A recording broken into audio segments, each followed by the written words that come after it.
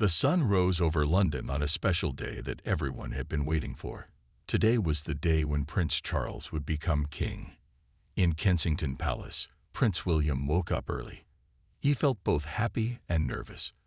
Today was not just important for his father, but for his whole family. As the son of the soon-to-be king, William had many duties to think about. William walked to the window and looked outside. The streets were already filling with people. They came from all parts of the country and even from other lands. They brought flags and cameras. They wanted to see the royal family and be part of this big day. In another room, Kate was already awake. She stood in front of a mirror, wearing a beautiful blue dress that designers had made just for today. Her hair was perfect, and she wore small diamond earrings that sparkled in the light. She took a deep breath. Kate knew that millions of people would be watching her family today. "Mummy, is it time yet?" a small voice asked.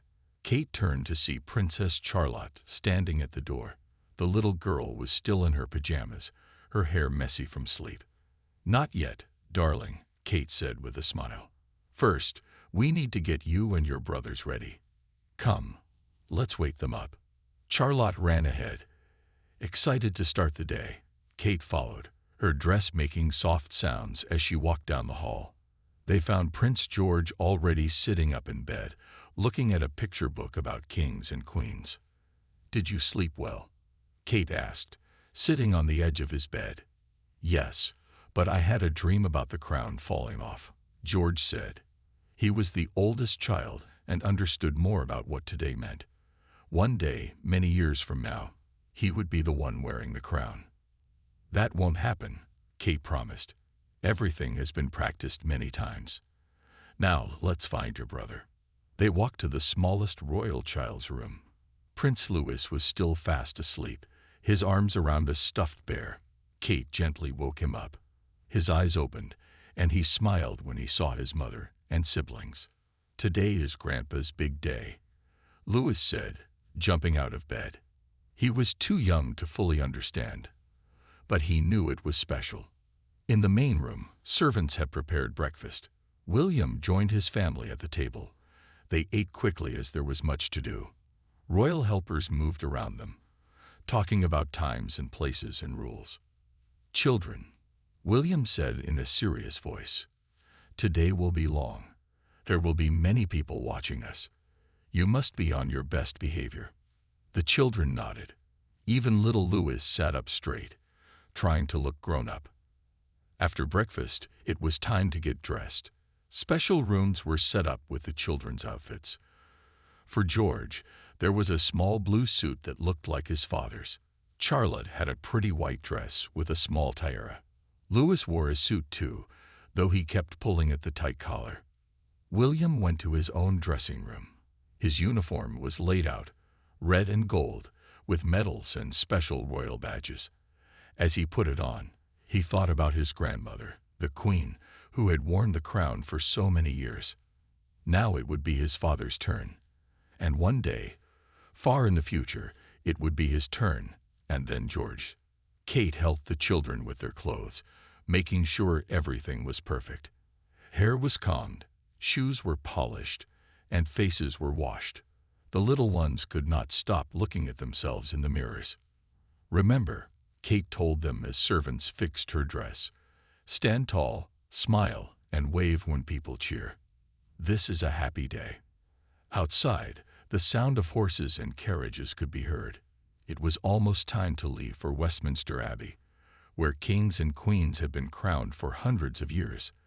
The family gathered in the main hall, ready to step out and face the watching world. The royal family walked out of Kensington Palace into the bright morning light. 4 shiny black cars waited for them.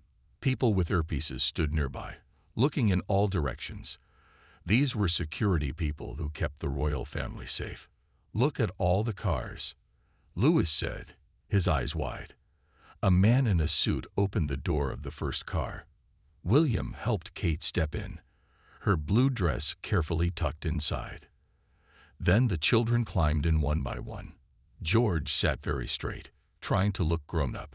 Charlotte smoothed her white dress, and touched her small tiara to make sure it was still there. Louis bounced on the seat until Kate gently placed her hand on his knee. "Remember what we talked about," she said softly. Louis nodded and tried to sit still, but his eyes kept moving, looking at everything. The car doors closed with a solid sound. Then they began to move. At first, they drove slowly through the palace gates, but as soon as they reached the street, they saw the crowds. Thousands of people stood behind barriers on both sides of the road. They waved flags and held up phones to take pictures. Some had camped all night just to get a good spot. "Wave to the people," William said. The family rolled down their windows and began to wave. The crowd cheered loudly when they saw the royal children. Many people called out their names. "They know who we are," Charlotte said with surprise. "Of course they do," George told her. "We're going to be in the history books today." Louis just kept waving, his small hand moving back and forth until it got tired. As they drove through London, Kate pointed out special buildings to the children. They passed Big Ben, the tall clock tower. They went by Trafalgar Square with its big fountains. Everywhere they went, more people lined the streets. Inside the car, royal helpers gave last-minute instructions. One woman checked Kate's hair and fixed a small pin. Another person reminded the children how to walk when they got to the Abbey. "Don't forget to bow when you see Grandpa," the helper said to the boys. "And Charlotte, remember your curtsy." The children practiced their moves in the car. William watched them with pride, but also felt a twist of worry in his stomach. He hoped everything would go well. This day would be remembered for many years. "We're getting close," Kate said, looking out the window. The car was now on a road lined with soldiers in red coats and tall black hats. These soldiers stood very still, not moving even when the wind blew. Westminster Abbey came into view. It was a huge old church with pointed towers that reached up to the sky. It had stood in this spot for over 900 years. Kings and queens have been crowned here since long ago. The stones of the building seemed to hold all those old stories. "It's so big," Louis whispered, pressing his face to the window. The car slowed down. Ahead of them, other important people were already arriving. There were men in uniform and women in fancy hats. There were leaders from other countries. All of them walked up the red carpet that led to the big doors of the Abbey. Finally, the car stopped. Outside, cameras flashed like lightning. The noise of the crowd grew even louder. This was the moment the people had been waiting for. "Ready?" William asked his family. Kate took a deep breath and nodded. The children sat up straight, remembering all they had been taught. The car door opened. A footman in a red and gold uniform bowed and held out his hand. William stepped out first, blinking in the bright light. Cameras clicked all around. He turned back to the car and reached in to help Kate. She stepped out gracefully, her blue dress shining in the sun. The crowd cheered. Then came George, his face serious. Charlotte followed, holding her dress so she wouldn't trip. Last came Louis, his eyes growing even wider at the sight of so many people. The royal family stood together at the bottom of the steps that led up to Westminster Abbey. Above them, the great doors were open, waiting. Inside was the throne where Prince Charles would soon become king. The royal family stood at the bottom of the steps to Westminster Abbey. All around them, people took pictures and called their names. William looked up at the big old church. So many kings and queens had walked these same steps before. Now it was his father's turn to be crowned here. "Let's go," William said to his family. He held out his arm for Kate, who placed her hand on it. Together, they began to walk up the steps. George, Charlotte, and Louis followed behind them. The children tried to walk just as they had practiced, with straight backs and small steps. At the top of the steps, two men in golden robes waited. These were important church men who would help with the ceremony. They bowed to William and Kate. Then they smiled at the children. "Welcome to Westminster Abbey," one of the men said. "Everyone is waiting inside." The family stepped through the huge wooden doors. Suddenly, The noise from outside became quiet. Inside the abbey, soft music played. The ceiling was very high above them, with stone shapes that looked like a spider's web. Tall windows made of colored glass let in light that painted the floor with blue, red, and green spots. "Wow," Lewis whispered, looking up with his mouth open. Kate gently reminded him to keep walking. The abbey was filled with people. They sat in long rows on both sides of a path covered with red carpet. Everyone stood up when they saw William and his family. They all wore their best clothes. Some women had big fancy hats. Some men wore uniforms with shiny medals. William and Kate nodded to the people as they walked by. George did the same, copying his father. Charlotte gave small smiles to people she recognized. Lewis stayed close to Kate, sometimes hiding behind her dress when he saw someone looking at him. They walked slowly down the middle of the church. The red carpet led to the front where a big chair sat on a platform. This was the throne where Prince Charles would sit to receive his crown. Near it was a smaller throne for Camilla, who would become queen. As they got closer to the front, they saw other royal family members already sitting in special seats. There was Princess Anne in a purple dress. Prince Edward and his wife, Sophie, waved to the children. Even some of William's cousins were there, all dressed in their finest clothes. The family reached their seats, which were in the very front row. These seats had golden decorations and soft red cushions. A helper showed them where each person should sit. William and Kate sat in the middle. George sat next to his father. Then Charlotte. Then Lewis at the end. Lewis immediately started swinging his legs until Kate gave him a gentle look. "When will Grandpa come?" Charlotte asked in a quiet voice. "Soon," Kate told her. "First, there will be music and some speeches." Just then, a group of boys and men in white robes walked in from a side door. They stood in rows and began to sing. Their voices filled the huge space of the abbey. The music was old and beautiful. Even Lewis stopped moving to listen. William looked around at all the important people who had come for his father's big day. There were kings and queens from other countries. There were prime ministers and presidents. There were famous people from all parts of life. And there were ordinary people, too, who had been chosen to watch because they had done good things. Everyone was waiting for the same thing, to see Prince Charles become King Charles. William felt proud, but also a little sad. He knew that for his father to become king, it meant that his grandmother, the Queen, was gone. She had been queen for so long that many people could not remember a time before her. Music continued to play. The children sat as still as they could, but it was hard for them. George kept looking at the crown that sat on a cushion near the throne. One day, far in the future, that crown would be placed on his head. Charlotte played with the edges of her dress. Lewis whispered questions to Kate, who answered patiently. Then suddenly, trumpets began to play a loud, bright song. Everyone in the abbey stood up. The big moment was about to happen. The doors at the back of the church opened again. All heads turned as the trumpets played loudly. The great doors of Westminster Abbey opened wide. Prince Charles walked in slowly, wearing a long red robe with white fur trim. On each side of him walked men in special uniforms carrying long poles with golden tops. Behind Charles came Camilla in a white dress with silver designs. "Grandpa," Lewis almost said out loud, but Kate quickly put a finger to her lips. They had to be quiet now. Charles walked with his head high. His face looked serious. He was not just a father and grandfather today. He was becoming the King of England. This was the job he had waited for his whole life. His mother, the Queen, had been on the throne for over 70 years. Now it was his turn. As Charles walked down the long aisle, people bowed their heads. Some people had tears in their eyes. Many remembered the old Queen and felt sad she was gone. But they also felt happy to see her son taking her place, as she would have wanted. William watched his father with pride and love. He knew how hard Charles had worked for this day. He knew how much his father cared about the country and its people. William felt George shift beside him, and he wondered what his son was thinking.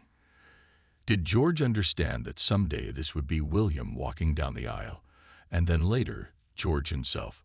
When Charles reached the front of the church, he stopped and bowed to the altar, a special table used in church services. Then he turned and looked at his family. For just a moment, his serious face changed. He gave a small smile to his grandchildren. Charlotte waved her fingers just a tiny bit. Louis grinned widely until Kate gently touched his arm to remind him to be proper. Charles and Camilla took their places on special chairs near the throne. The Archbishop, the most important church leader in England, stepped forward. He wore white and gold robes and a tall pointed hat. He carried a big book in his hands. "We are gathered here today," the Archbishop began in a loud, clear voice, "to crown His Majesty King Charles III. The ceremony was very old and had many parts. First, there were long speeches about the duty of a king and the history of England. Some of these words were hard to understand because they used old language from hundreds of years ago. Louis began to fidget in his seat, but Kate kept a gentle hand on his knee to help him stay still. Then came the special promises. Charles stood up and placed his hand on a book. This was the Bible, a holy book. He promised to rule fairly, to protect the church, and to serve the people of England and all the countries he ruled. His voice was strong as he spoke the promises that kings and queens had made for hundreds of years. After the promises, something interesting happened. A golden container was brought forward. Inside was special oil. The Archbishop dipped his finger in the oil and made a cross shape on Charles's head, hands, and chest. This was called the anointing. It was so special that large screens were put up so most people could not see it. But the royal family could see from where they sat. The children watched with wide eyes. Next, Charles was given special things to hold. There was a golden ball called the orb that showed he ruled the world under God. There was a fancy stick called the scepter that showed his power. There were golden bracelets and rings that showed he was married to the country and its people. William leaned down and whispered to George, explaining what each thing meant. George nodded seriously, taking it all in. Charlotte watched everything carefully, trying to remember each part. Louis was trying his best to sit still, but it was hard. The ceremony had been going for a long time now. The most important moment was getting close. The Archbishop walked to a small table. On it sat the crown, the St. Edward's crown. It was very old and made of solid gold with many jewels. It was also very heavy. The Archbishop picked it up carefully with both hands. Everyone in the abbey became very quiet. Everyone in Westminster Abbey held their breath as the Archbishop lifted the heavy crown. The crown sparkled with diamonds, rubies, and other precious stones. It was the same crown that kings and queens had worn for hundreds of years. Charles sat very straight in the throne. His face was calm, but William could see that his father's hands were tight on the armrests. This was the biggest moment of Charles's life. The Archbishop moved slowly and carefully. The crown was not only valuable, but also very heavy. It weighed almost 5 pounds. He held it high so everyone could see it. Then, step by step, he walked to where Charles sat. The only sound in the huge church was the soft tap of the Archbishop's shoes on the floor. Kate leaned down to whisper to the children. "Watch carefully," she said. "This is the moment Grandpa truly becomes king." The 3 children sat up straighter. Even Louis stopped wiggling. Their eyes were fixed on their grandfather and the golden crown. The Archbishop stood in front of Charles. He raised the crown higher, his arms stretched up. Then slowly, very slowly, he lowered it. The crown touched Charles's head and rested there. The moment it did, the Archbishop spoke in a loud, clear voice. "God save the king." Everyone in the abbey stood up and repeated the words together. "God save the king." The sound filled the huge space. It bounced off the walls and high ceiling. It was like thunder inside the church. Trumpets began to play again. Bells in the church tower started to ring. Outside, cannons fired to tell the whole city that England had a new king. William felt tears in his eyes. He looked at Kate and saw that she was crying too. They reached for each other's hands and held tight. This was not just about Charles becoming king. It was about family, history, and the future. George watched the crown on his grandfather's head. Someday, he knew that same crown would be placed on his father's head. And someday, far in the future, it would be placed on his own head. It was hard for a young boy to understand fully, but he felt the weight of it all the same. Charlotte clapped her hands with excitement. The crown looked so pretty on Grandpa's head. She noticed that Camilla was now being given a smaller crown.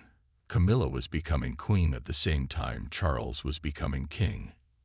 Louis was amazed by all the noise and color. He had never seen anything like this before. He tugged on Kate's sleeve and whispered, "Is Grandpa magic now?" Kate smiled and whispered back, "Not magic, but very special. He has a big job to do." After the crowning, Charles stood up. The heavy crown stayed on his head. He looked strong and kingly in his red robes. The people bowed to him as he turned to face them. He was no longer Prince Charles. He was King Charles III. William was the first to kneel before his father. As the next in line to be king, he had a special part in the ceremony. He walked to Charles and knelt down on one knee. He took his father's hand and made a promise to serve him. This was a moment between father and son, but also between a king and his heir. "I will be faithful and true," William said in a clear voice that everyone could hear. "And faith and truth I will bear unto you, to live and die." Charles looked down at his son with love and pride. Then he leaned forward and did something not in the official ceremony. He kissed William on the forehead. Many people in the crowd made soft sounds of happiness when they saw this tender moment. Kate and the children watched with proud smiles. They knew they were seeing something that would be in history books. William stood up and went back to his family. George looked at his father with new eyes, understanding a little more about the special bond between William and Charles. The ceremony continued with songs and more promises. The children tried to stay still, but it was difficult. The abbey was warm with so many people inside. The wooden seats were hard. Louis began to yawn, though he tried to hide it behind his hand. The ceremony had been going on for almost 2 hours now. The children were trying their best to sit still, but it was getting harder. Louis had started to lean against Kate's arm. His eyes would close and then open again as he fought sleep. Charlotte was counting the colored glass windows to keep herself busy. George kept his back straight, but his legs were getting tired. William noticed his children's struggle.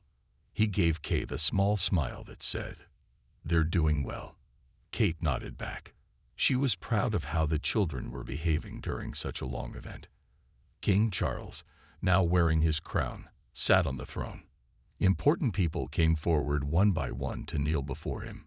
Each person promised to serve the new king. There were army leaders in uniforms covered with medals. There were church leaders in long robes. There were government people in black suits. The abbey was hot with so many people inside. The air smelled of flowers, candles, and perfume. Louis tugged at his collar, which felt tight. Kate gently fixed his hair, which had become messy. Then something happened that made the children sit up again. Music started, but it was different from before. It was louder and happier.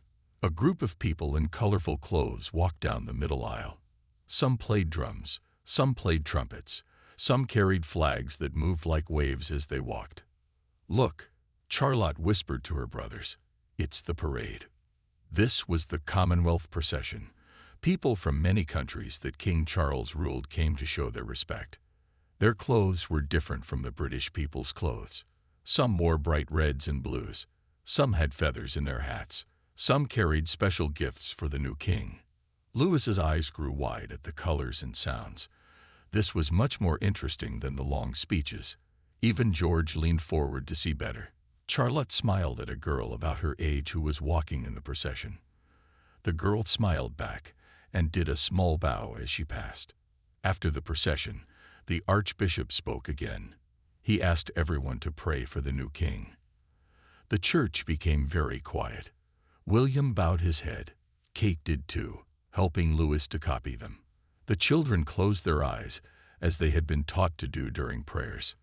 When the prayers were done, the choir began to sing again. Their voices filled the huge space of Westminster Abbey. The song they sang was very old.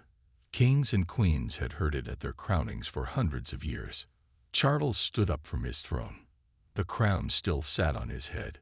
He walked to a special chair that had a stone underneath it. This stone was called the Stone of Scone.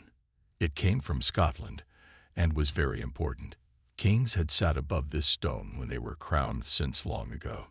As Charles sat down, he looked over at his family. For a moment, his kingly face softened. He was not just thinking about being king.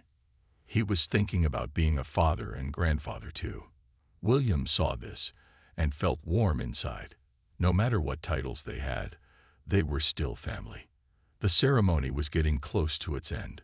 Louis tried to hide another yawn behind his hand. George's back was still straight, but he kept blinking to stay alert. Charlotte's feet had stopped swinging under her dress. "Almost done," Kate whispered to them. "You're all being so good." The Archbishop raised his hands and gave a blessing. He asked God to help King Charles be a good ruler. He asked for peace and happiness in the country. As he spoke, sunlight came through one of the big colored windows. It made a rainbow of light that fell across the royal family. People began to look at their programs to see what would happen next. The official part of the ceremony was ending. Soon, the royal family would walk out of the abbey. But first, something important would happen. King Charles would walk down the aisle wearing his crown and carrying his scepter and orb. He would show himself to all the people as their new king. William touched George's shoulder and whispered, "Watch now. Grandpa is going to walk past us as king." The children sat up straight again, their tiredness forgotten. They wanted to see their grandfather in all his royal glory. The trumpets began to play a new song. This was the moment they had all been waiting for. The trumpets played a grand song that echoed through Westminster Abbey. Everyone stood up as King Charles rose from his throne. He looked different now than when he had entered. The crown sat firmly on his head. In his right hand, he held the golden scepter. In his left hand, he held the orb, a golden ball topped with a cross. His red robe flowed behind him as he turned to face the long aisle. William and Kate helped the children stand. Louis had been half asleep, but now he was wide awake again. The sound of the trumpets had startled him. Charlotte smoothed her dress quickly. George stood tall, watching his grandfather with wide eyes. "Is Grandpa leaving now?" Louis asked in a whisper. "Yes," Kate answered softly, "and we will follow him soon." King Charles began to walk. His steps were slow and careful because the crown was heavy. Two helpers held the end of his long robe so it wouldn't drag on the floor. Queen Camilla walked behind him, wearing her smaller crown. As they passed the front row, Charles turned his head slightly to look at his family again. His eyes met William's for a moment. In that look was a message that only a father and son could understand. As Charles walked down the aisle, people bowed their heads. Some reached out their hands, hoping to touch his robe as he passed. Everyone wanted to be part of this historic moment. Cameras flashed, though people had been asked not to take pictures. This was the first time in many years that a new king walked through Westminster Abbey wearing the crown. The children watched with wonder. Louis waved a little, forgetting that he wasn't supposed to. Kate gently lowered his hand. Charlotte kept her eyes on Queen Camilla, noticing how she walked with small, careful steps.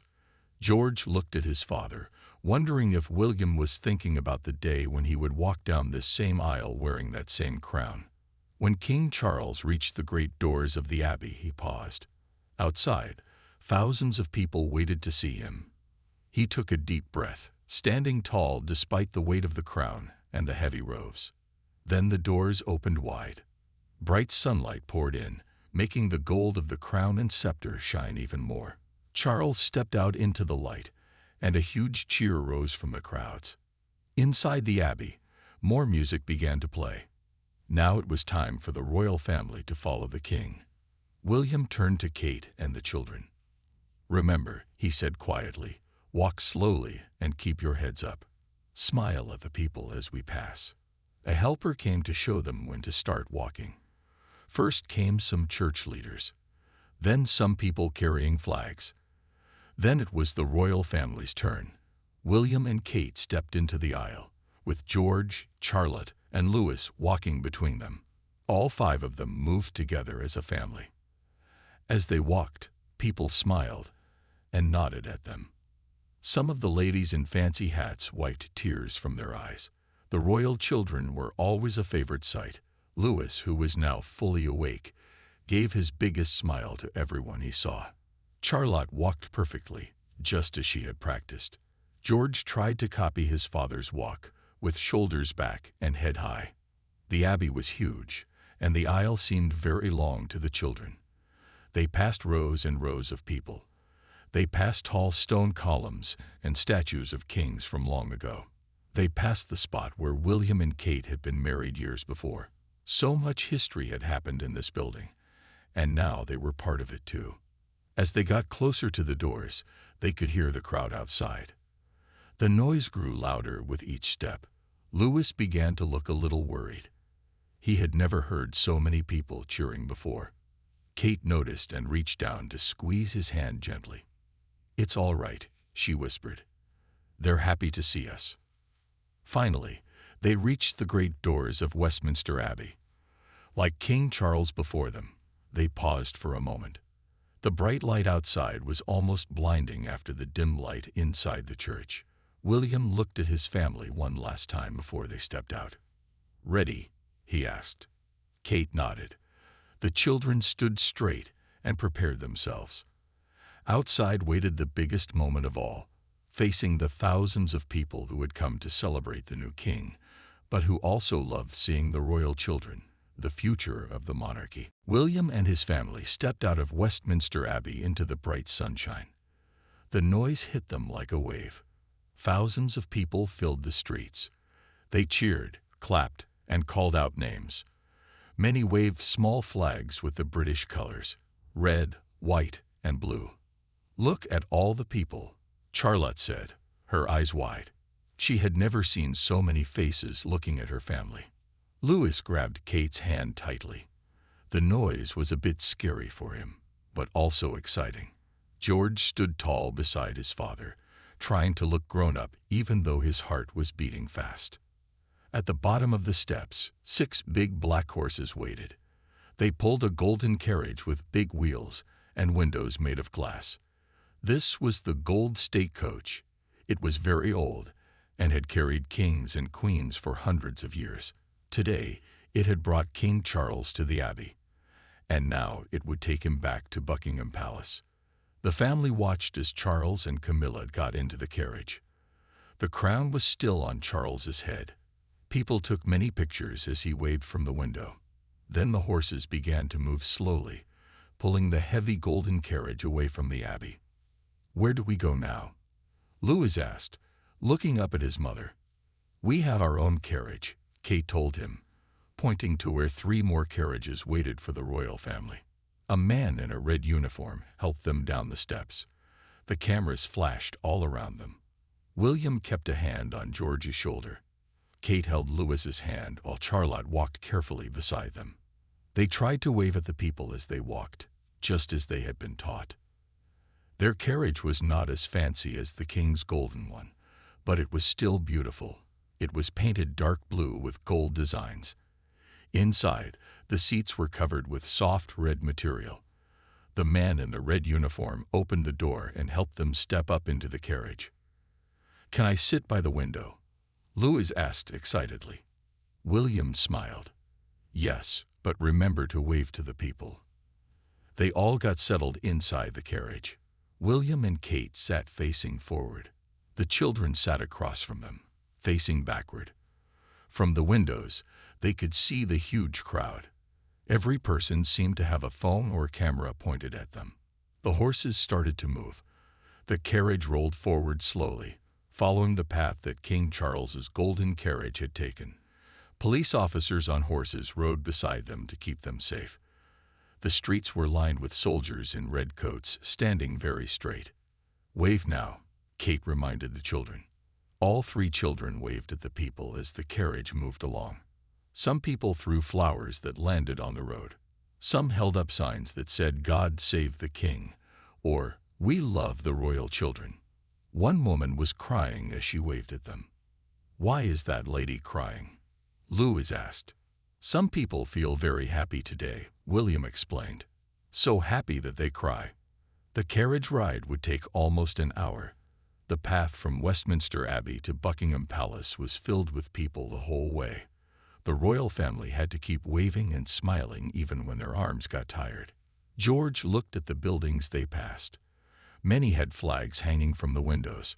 Charlotte noticed other children sitting on their parents' shoulders to see better. Louis was fascinated by the horses pulling their carriage and kept trying to see them through the front window. As they moved through London, they saw famous places. They passed big government buildings made of stone. They passed tall monuments that told stories of England's history. They passed parks where more people stood cheering. Inside the carriage, William and Kate shared proud looks. Their children were doing so well on this important day. Even though they were young, they understood that this was special. They were part of a tradition that had gone on for 1,000 years. "Look," Charlotte suddenly said, pointing ahead. "I can see the palace." In the distance, Buckingham Palace came into view. It was huge, with many windows and a big flag flying on top. The flag showed that the king was not home yet. Soon, Charles would arrive there. Then the royal family would join him for the most exciting part of the day, standing on the famous balcony to wave to the people of London. The royal carriages moved slowly through the gates of Buckingham Palace. Inside the palace grounds, everything looked different from the busy London streets. There were green gardens and tall trees. Guards in red coats and tall black hats stood very straight as the carriages passed by. William and Kate's carriage stopped at the back entrance of the palace. Helpers in black suits and white gloves opened the carriage door. The family stepped down one by one. Louis jumped the last step, too excited to be proper anymore. "We're here," he said happily. His legs felt wobbly after sitting for so long. Inside the palace, everything was busy.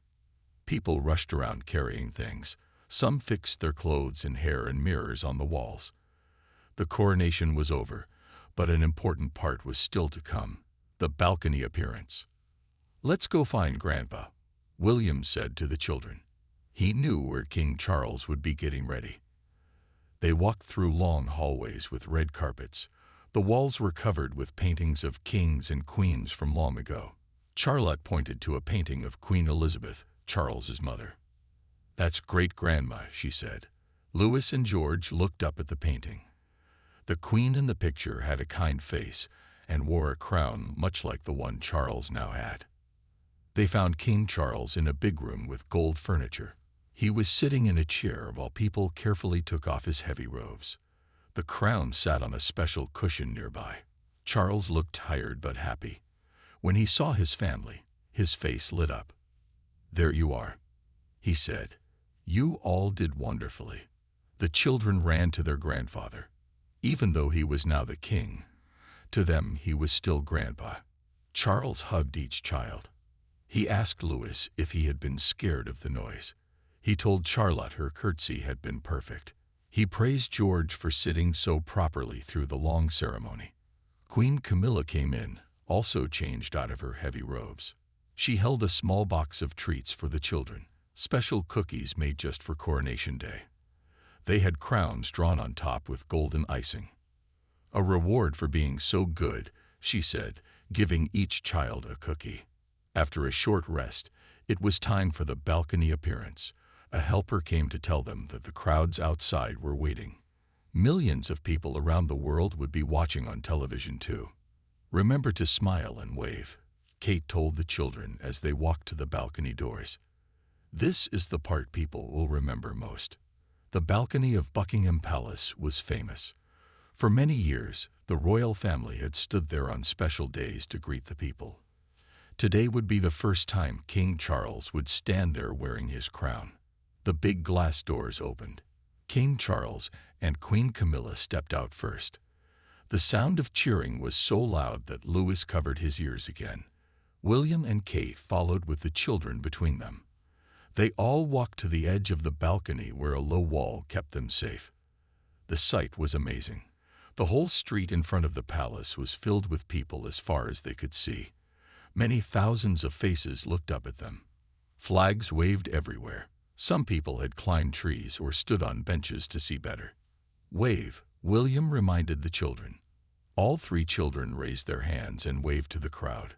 The people cheered even louder when they saw the young princes and princess. Cameras flashed like stars. News helicopters flew in the sky above, taking pictures from high up. King Charles raised his hand to wave too.